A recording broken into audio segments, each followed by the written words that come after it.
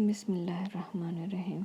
سورہ بینہ آیت نمبر 1 سے 8 میں اللہ پاک فرماتا ہے، جو لوگ کافر ہیں یعنی اہل کتاب اور مشرک، وہ کفر سے باز رہنے والے نہ تھے جب تک کہ ان کے پاس کھلی دلیل نہ آتی، یعنی اللہ کے پیغمبر جو پاک اوراق پڑھتے ہیں جن میں مستحکم آیتیں لکھی ہوئی ہیں، اور اہل کتاب جو متفرق اور مختلف ہوئے ہیں تو دلیل واضح کے آنے کے بعد ہوئے ہیں، اور ان کو حکم تو یہی ہوا تھا کہ اخلاص عمل کے ساتھ اللہ کی عبادت کریں اور یکسو ہو کر اور نماز پڑھیں اور زکوٰۃ دیں، اور یہی سچا دین ہے۔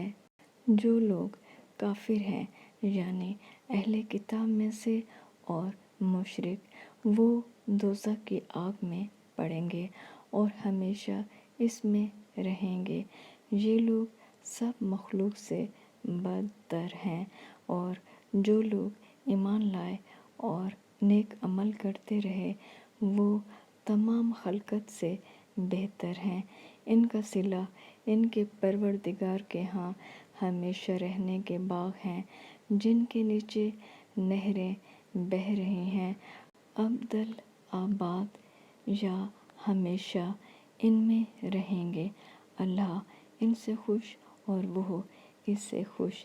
یہ صلہ اس کے لیے ہے جو اپنے پروردگار سے ڈرتا ہے۔